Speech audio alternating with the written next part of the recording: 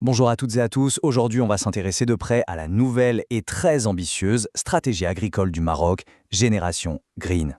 C'est le plan pour la décennie 2020-2030 et attention, ce n'est pas juste une petite mise à jour politique, non, on parle ici d'une véritable refonte, d'une révolution pour redessiner complètement l'avenir de l'agriculture marocaine.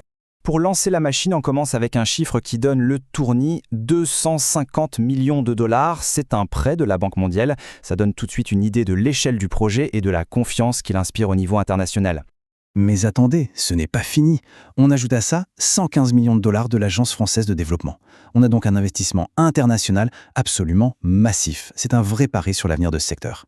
Et ça nous amène à la question clé qui va nous guider. Pourquoi est-ce que de si grandes institutions mettent autant d'argent sur la table pour ce projet? C'est une histoire fascinante sur la manière dont un pays essaie de répondre à plusieurs crises en même temps.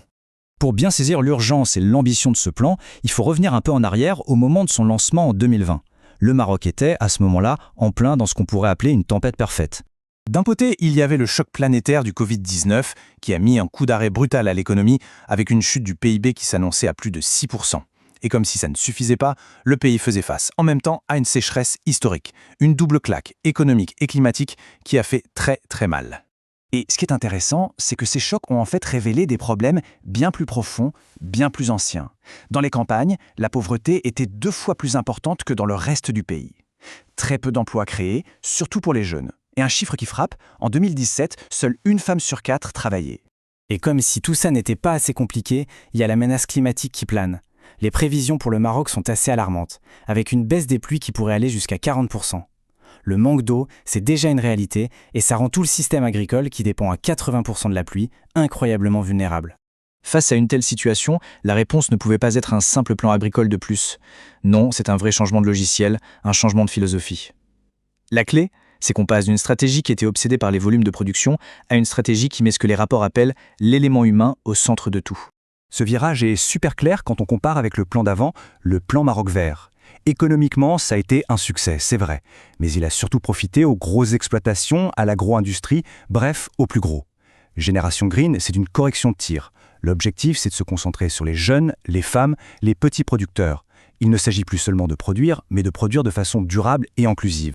Donc le but ultime, l'objectif social, il est là, faire émerger une nouvelle classe moyenne agricole. L'idée, c'est de sortir entre 350 000 et 400 000 familles de la précarité. Et en même temps, on s'attaque au chômage des jeunes en créant une nouvelle génération d'entrepreneurs dans l'agriculture. Alors concrètement, comment tout cet argent de la Banque mondiale et de l'AFD va se traduire sur le terrain? Eh bien, le financement se concentre sur 3 grands axes, 3 piliers pour vraiment transformer le secteur. Alors, ces 3 piliers, quels sont-ils? Premièrement, donner un coup de fouet à l'entrepreneuriat des jeunes. Deuxièmement, moderniser toute la chaîne de vente, du champ à l'assiette. Et troisièmement, utiliser la technologie comme un levier pour une agriculture beaucoup plus intelligente. Le premier pilier, c'est de changer l'image de l'agriculture. Pour beaucoup, c'est un métier difficile, peu attractif. Alors on met en place tout un package. La grosse mesure, c'est de mobiliser 1 million d'hectares de terre. Mais donner des terres, ça ne suffit pas. Il y a tout un écosystème d'aide pour que les jeunes puissent monter des projets solides, finançables, avec des objectifs chiffrés très clairs. Ok, passons au deuxième pilier. Qu'est-ce qui se passe une fois que les produits sont récoltés? Les sources sont assez directes, elles parlent d'un système dysfonctionnel. Pour le dire simplement, l'agriculteur vend pas cher et le consommateur achète très cher. Pourquoi? Trop d'intermédiaires et des marchés complètement dépassés. La solution, ce n'est pas juste un coup de peinture, c'est une refonte complète. On change les lois, on construit des marchés de gros ultra modernes, de vraies plateformes logistiques pensées pour être à la fois efficaces et écolo. Et bien sûr, le numérique est partout. Des sites de e-commerce pour la vente directe, la numérisation des contrôles pour être plus rapide et plus compétitif. Et ça nous amène au 3e pilier. C'est peut-être le plus futuriste. La technologie, l'agritech comme on l'appelle, est vraiment vue comme la solution pour continuer à croître sans épuiser les ressources. Le fameux « faire plus avec moins ». Avec la crise de l'eau, c'est plus qu'un slogan, c'est une nécessité absolue. Et ce qui est fascinant, c'est de voir à quel point ça peut être concret. Derrière le mot un peu barbare agritech, il y a des innovations vraiment surprenantes. L'exemple qui m'a le plus marqué, c'est l'utilisation de détecteurs sismiques pour trouver les larves d'un insecte ravageur dans les palmiers. En gros, on capte les micro-vibrations des larves qui grignotent le bois. C'est le symbole parfait de cette agriculture de précision. On écoute littéralement l'arbre pour savoir quand et comment agir. C'est un petit aperçu de l'agriculture de demain. Tout ça a l'air impressionnant, c'est sûr, mais la question c'est: comment on saura si ça a marché? C'est là qu'on va parler des objectifs, des indicateurs de succès, mais aussi des énormes défis qui attendent ce projet. Alors, pour voir si on est sur la bonne voie, il y a des indicateurs à court terme. Pour 2025, on ne va pas juste compter le nombre de formations, non. On va regarder le nombre d'entreprises viables qui sont réellement créées.